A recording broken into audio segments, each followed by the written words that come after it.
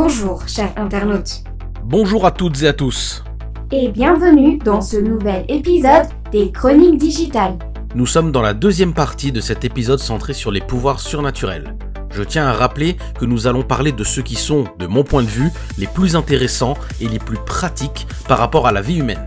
Oui, la liste concernant cette thématique est très longue. Et cela nous prendrait énormément de temps de tout traiter. Dans cette partie, nous allons nous focaliser sur la téléportation et la lévitation. Commençons donc par la téléportation. Une définition simple. Il s'agit de l'action de transfert d'une entité, d'un corps ou d'un objet dans l'espace, sans parcours physique des points intermédiaires entre départ et arrivée. Un transfert hypothétique de matière et d'énergie. Très souvent, cette notion est associée au voyage dans le temps, car ce voyage implique un déplacement souvent instantané entre deux points dans le temps. Il est intéressant de noter que cette notion est également liée à la parapsychologie et le spiritualisme. Nous avions déjà survolé ce détail dans un précédent épisode. D'après les données, la mention la plus ancienne de téléportation remonterait à 1878, dans le numéro du 29 juin du journal Le Capricornien, et dans le numéro du 23 octobre de la Gazette hawaïenne. Ces deux mentions supposaient de machines qui pouvaient transférer les atomes d'êtres vivants d'un point A à un point B sans danger grâce à une utilisation spécifique de l'électricité. Étrangement, le mot téléportation n'a été officiellement crédité qu'en 1931 auprès de Charles Fort. Il a utilisé ce terme pour tenter de justifier l'apparition et disparition soudaine de certaines anomalies. Le mot serait une combinaison de deux mots grecs, télé signifiant distant et portare signifiant porter. La première utilisation du terme eut lieu dans le second chapitre de son livre L'eau. Au-delà de ces informations, le concept de téléportation reste globalement faible dans ses applications du quotidien des humains. Au niveau de la science pure et dure, nous pouvons plutôt parler de téléportation quantique. La différence est située dans la mécanique pure de la notion. Une téléportation quantique ne déplace pas un objet, mais le recrée avec les mêmes propriétés quantiques dans un autre point de l'espace. Pour être plus précis, c'est une transmission d'informations quantiques. Un collectif de scientifiques mené par C.H. Bennett ont proposé en 1993 qu'un état quantique pouvait être transféré vers une particule distante sans les déplacer. Dans ces publications, il est sous-entendu que cette étude vise une application au niveau des réseaux de calcul quantique plutôt qu'une application sur objet réel. En 2008, M. Ota proposa qu'il fût possible de téléporter de l'énergie en exploitant les fluctuations d'énergie quantique à travers le vide quantique d'un champ quantique. Ce n'est qu'en 2023 qu'une téléportation d'énergie quantique à 0 degré fut observée et réalisée par Kazuki Ikeda. L'expérience eut lieu avec des ordinateurs supraconducteurs IBM et sur une distance microscopique dans le cadre de recherche en informatique quantique. Avant ceci, Ronald Hanson et ses collègues de la Technical University Delft sont parvenus à démontrer en 2014 la téléportation d'informations entre deux qubits qui étaient à 3 mètres de distance. Il peut être généralement conclu, en mécanique quantique, que les particules peuvent être téléportées. On parlerait ici de superconductivité et de superfluidité pour les électrons, à travers des tubes cellulaires. Il est noté que le temps de téléportation augmente en fonction de la masse, ce qui pourrait perturber la cohérence quantique des particules. Ceci pourrait ne pas s'appliquer pour les protons. Est-ce qu'une IA basée sur un humain peut choper une migraine ? Je peux te rajouter cette option si tu le souhaites, Sam. Non, ça ira, merci. Mais il faut avouer que c'est devenu très compliqué très rapidement. Heureusement, c'est l'ensemble des données dans la science en ce qui concerne cette notion. Je vois ici que cette idée est utilisée de manière plus discrète dans les performances de certains magiciens et magiciennes dans leurs spectacles. On peut citer les déplacements impromptus de balles sous des coupelles, le déplacement des assistants d'un endroit à un autre de la scène, etc. Ce sont souvent des situations d'échappatoire difficiles, comme lorsqu'une personne est enfermée dans une boîte immergée dans l'eau, attachée par des menottes, par exemple. Mais tout ceci reste illusoire et n'existe que pour le divertissement. Naturellement, la téléportation est prédominante dans la science-fiction. Les données indiquent que la plus ancienne histoire parlant de transmetteurs de matière remonte à 1877, dans le livre The Man Without a Body de Edward Page Mitchell. 20 ans plus tard, en 1897, Fred T. Jane répliqua avec son livre To Venus in 5 Seconds, cette fois pour compter la téléportation d'un homme de la Terre vers Vénus à travers un gazebo. Bien évidemment, nous pouvons lister la série Star Trek qui utilise la téléportation à quasiment chaque épisode. Différents types de téléportation existent dans la fiction. Il y a la téléportation quantique classique, mais il existe aussi la téléportation grâce au trou de verre, le déplacement psionique ou la téléportation psychique ou parapsychologique. Dans les jeux vidéo, les points d'intérêt, notamment dans les jeux à monde ouvert, servent de points de téléportation pour se déplacer rapidement dans le monde en question. Je viens de voir qu'un dernier élément semi-fictionnel nous a échappé dans les données, Sam. Semi-fictionnel ? Il y a un élément retenu de la religion catholique qui m'apparaît intriguant. Le père Pio, né Francesco Forgione, marqué par le stigmate, aurait documenté plusieurs occurrences de bilocation.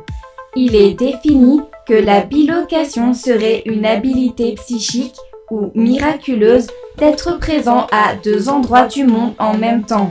Ceci pourrait s'apparenter à de la téléportation, mais de très loin. Je vois. Je doute que ce genre de choses puisse être vérifié. Bien. Je pense que nous avons fait le tour du sujet de la téléportation. Nous pouvons donc passer à la lévitation.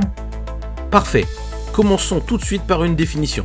C'est l'état d'un corps qui reste en équilibre à une certaine distance au-dessus d'une surface grâce à une force sustentatrice compensant la pesanteur.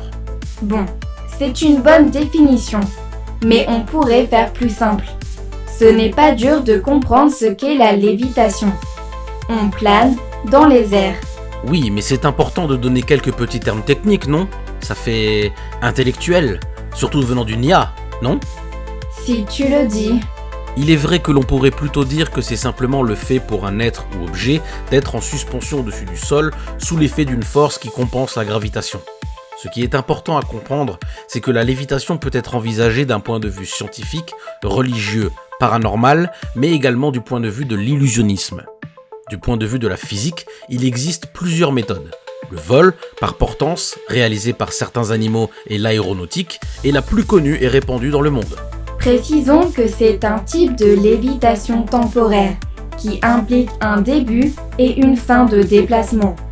Plusieurs facteurs mènent à une fin de lévitation, que ce soit la nécessité de revenir vers le sol pour se poser, dans le cas des animaux, ou le fait de ne plus avoir de carburant, dans le cas de l'aéronautique.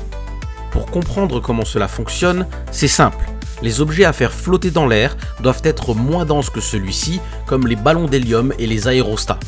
On parlera plutôt de portance aérodynamique pour les animaux volants et les avions. Malgré la précision de Daya, notons qu'il existe des objets ou animaux qui peuvent voler de manière stationnaire, ce qui pourrait mieux s'apparenter à de la lévitation, même si cela reste temporaire, comme par exemple le colibri ou l'hélicoptère.